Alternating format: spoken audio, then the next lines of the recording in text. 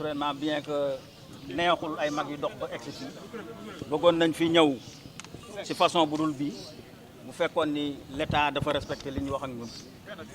looloo tax tey ñu ñëw fii duñ fi nekk sax di yàggal cheminots yi ku nekk xam na li ñuy daj depuis ñun bi ñu nekkee xale ba léegi ba ñi fa nekk nii lépp lu ñu warloog état bi dañ koo def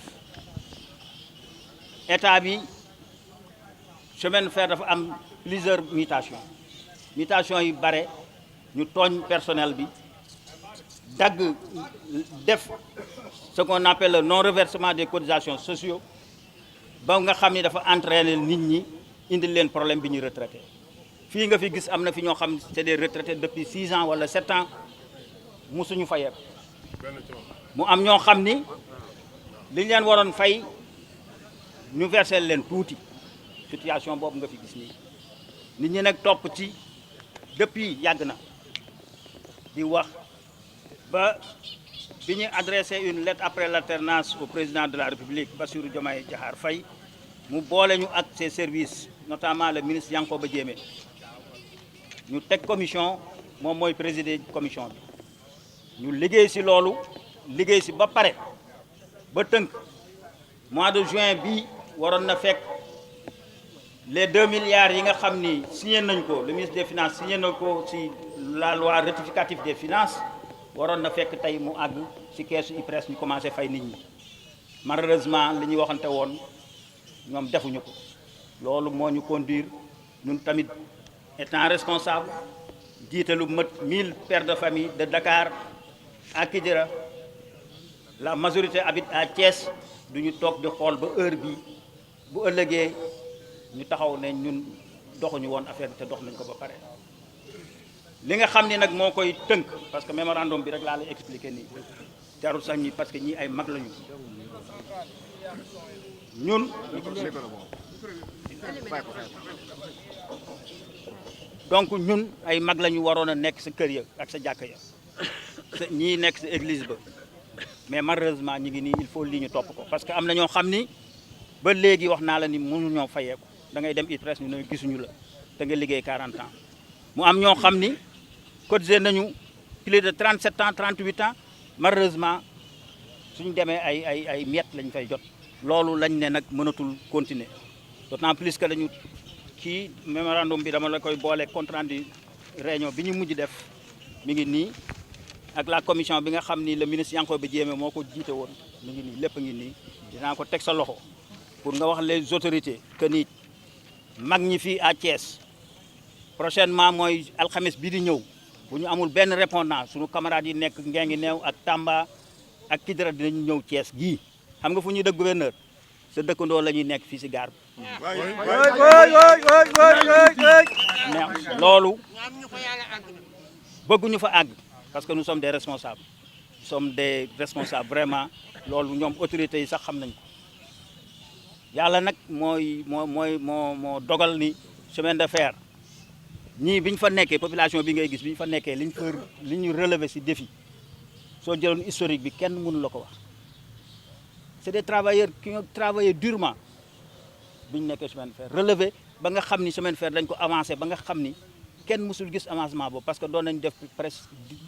1 milliard et quelque wala 2 milliards de bénéfices di joxe ay prime de productivité ak lépp travailleurs yi ñoo ko defoon mais malheureusement mi ngi noonu léegi daal ñun génn nañu gouverneur waxal autorités yi notamment particulièrement le président de la république nga xam ne saisiroon nañ ko moom xam na ko ba mu tontuñu nee ko kat taa yi mënatuñu toog de mënatuñu xaar de fii la ñuy ñëw de sunu veuve yi ñu ngi nii ñu suy bare ci ñun dañoo wàññeeku veuve yaa ngi ni sonn ba dee parce que kenn du leen fay seen pension te ñu dañoo liggéey ba 60 ans mënul nekk. jërëjëf ñu ngi nuyu képp ku fi teew rek ci seen tur ak seen sant di leen masaw ci coono bi naaj bi tàng na waaye di dalal rek seen xel ni dégg nañ lépp rek loo leen fi wax comme bëgg-bëgg wala mébét wala doléance te incha allah na seen xel dal ni teg ngeen ko ci loxo yi ngeen ko war a teg ndax buñ fi jógee léegi lépp loo xam ne rek jaadu na pour ñu def ko pour mu egg ci loxo autorité yi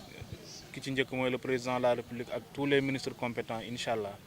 bépp matuwaay rek bu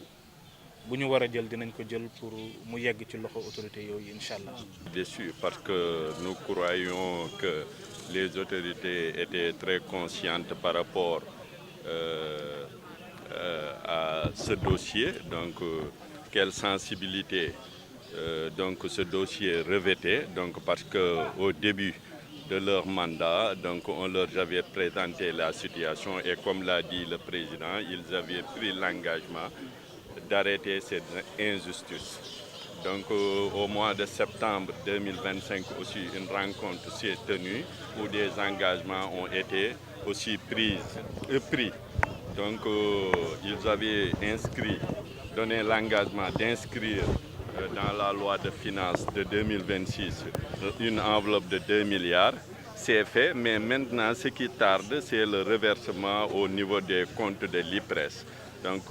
tout récemment, on est allé voir l'agent judiciaire de l'État qui nous a dit que lui, en tout cas, tout ce qui dépendait de ses services ont été faits et que maintenant, ce qui reste, c'est que c'est le Trésor public qui doit réunir les fonds pour les mettre à disposition de l'IPRES. Comme l'a dit tout à l'heure, il y avait des commissions qui se réunissaient, mais ça ne pourrait pas prospérer, ça ne pourrait pas progresser tant qu'il n'y aurait pas la libération de ces fonds destinés à régulariser nos doyens à l'IPRES, à la retraite, mais aussi à régulariser nos situations, nous travailleurs qui étaient là depuis sur la période de Transrail SA, Dakar Bamako Ferrovia. Donc aujourd'hui, c'est clair,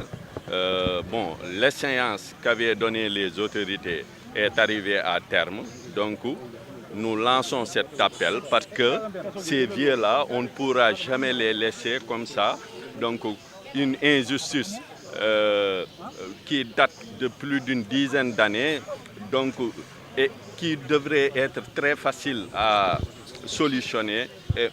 dommage que maintenant nous arrivons à ce stade et qu'aujourd'hui nous lançons l'alerte aux autorités parce que c'est des vieux, parmi eux il y a des maladies, il y a des gens qui sont dans des situations très délicates et que nous souhaiterions qu'ils prennent leurs responsabilités pour régler ce dossier une bonne fois pour toutes. Parce que comme ils l'ont dit, la prochaine étape qui risquerait d'être à la gare de Thiès, donc si on arriverait à ce plan d'action, ça serait catastrophique et que nous aussi qui sommes en activité, nous serons de la partie parce qu'on ne pourra jamais les laisser subir une injustice et qu'on les donc imposerait une force qui serait illégale. Donc